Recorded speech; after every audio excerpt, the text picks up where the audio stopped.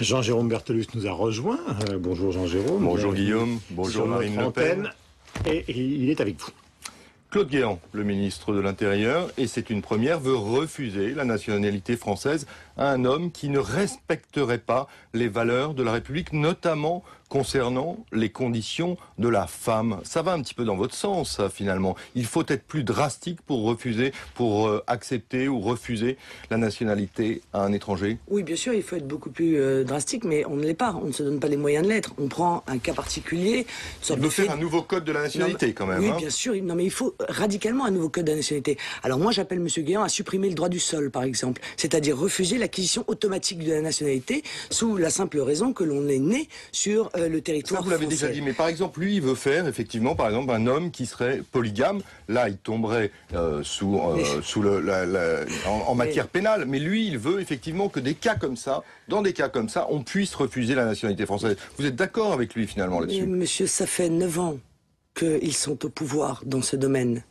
5 ans comme ministre de l'Intérieur pour Nicolas Sarkozy avec M. Guéant comme bras droit, 4 ans comme président de la République. En 9 ans, ils n'ont pas réussi à mettre en œuvre cette superbe proposition qui me paraît tellement évidente que c'est un véritable scandale qu'elle ne soit pas encore mise en œuvre, à savoir interdire l'acquisition de la nationalité pour des hommes qui sont polygames. La réalité, c'est que rien n'est fait contre la polygamie. Vous trouvez que Claude Guéant, il est un peu dans votre sillage, finalement? Mais oui, Claude Guéant, il est là, c'est sa feuille de route. Nicolas Sarkozy lui a donné une feuille de route.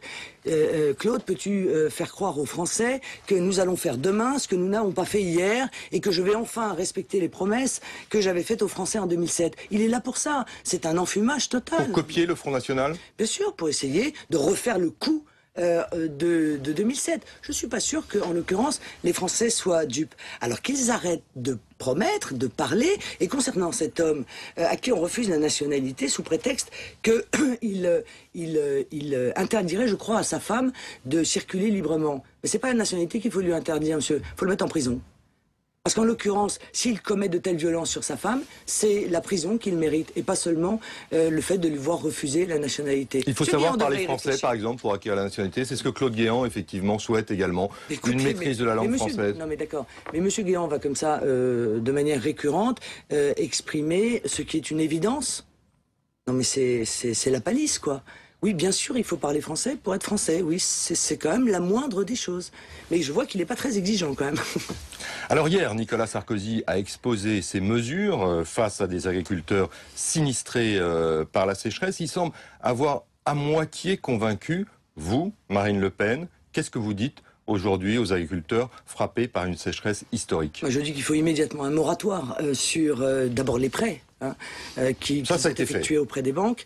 Je pense qu'il faut une aide directe, mais pour cela, il faudrait tenir tête à Bruxelles, ce que Nicolas Sarkozy refuse de faire.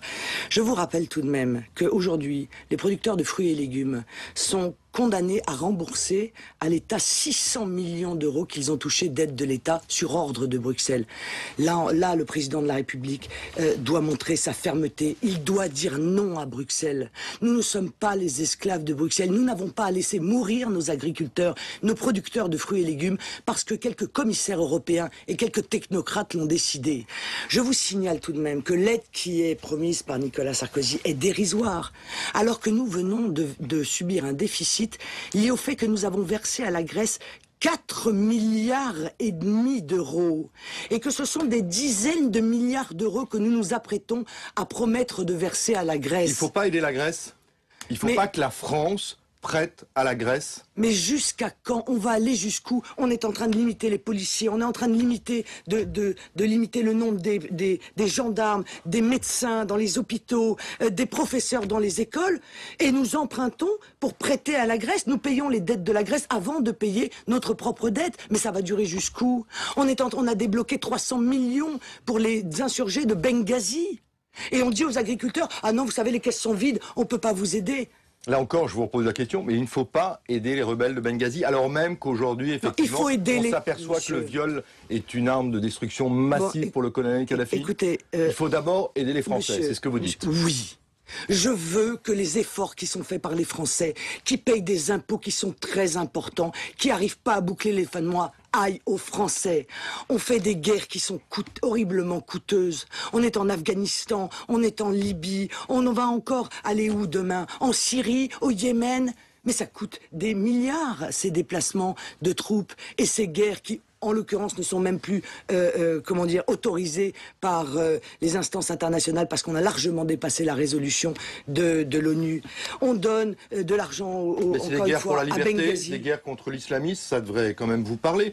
Vous souhaitez... la guerre, monsieur, vous êtes en train de me dire que la guerre en Libye est la guerre contre l'islamisme? Non, je suis en train de vous dire que en Libye, c'est pour la liberté, voilà. En Afghanistan, c'est contre Al-Qaïda. Parce qu'en l'occurrence, en Libye, il se trouve que les personnages de Benghazi, et tout le monde le sait, tous les spécialistes de géopolitique le savent, sont des islamistes. C'est-à-dire qu'en fait, on est en train d'aider des islamistes. Et on est en train de donner 300 millions dont les agriculteurs auraient bien besoin aux islamistes. Est-ce que c'est honnêtement, est-ce que c'est sage?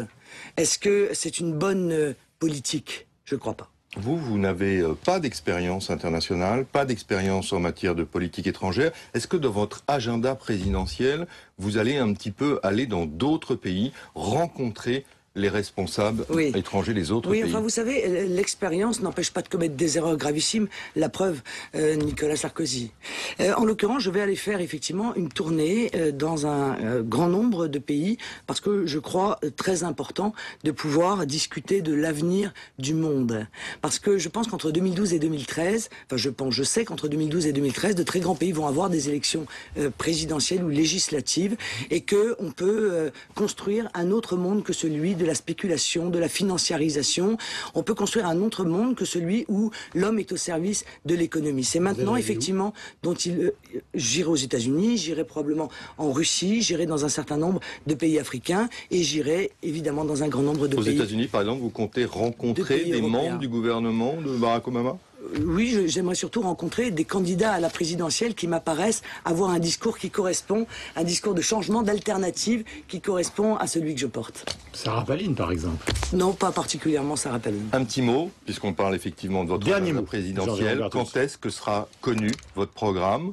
Même si vous faites une conférence de presse par semaine, quand est-ce que le programme présidentiel de Marine Le Pen sera connu? Définitivement, dans son détail, il sera rendu public lors de la grande convention présidentielle qui aura lieu au mois de novembre. Mais les grandes directions de ce programme, les grandes orientations de ce programme seront rendues publiques dès le mois de juillet. Je crois que je suis plutôt en avance sur les autres. C'est le moins qu'on puisse dire, que ce soit sur le PS ou que ce soit sur l'UMP. Merci Marine Le Pen d'être venue nous voir ce matin sur l'antenne de Radio Classique et d'ITélé, les journaux sur nos deux antennes respectives. Jean-Jérôme, bonne journée.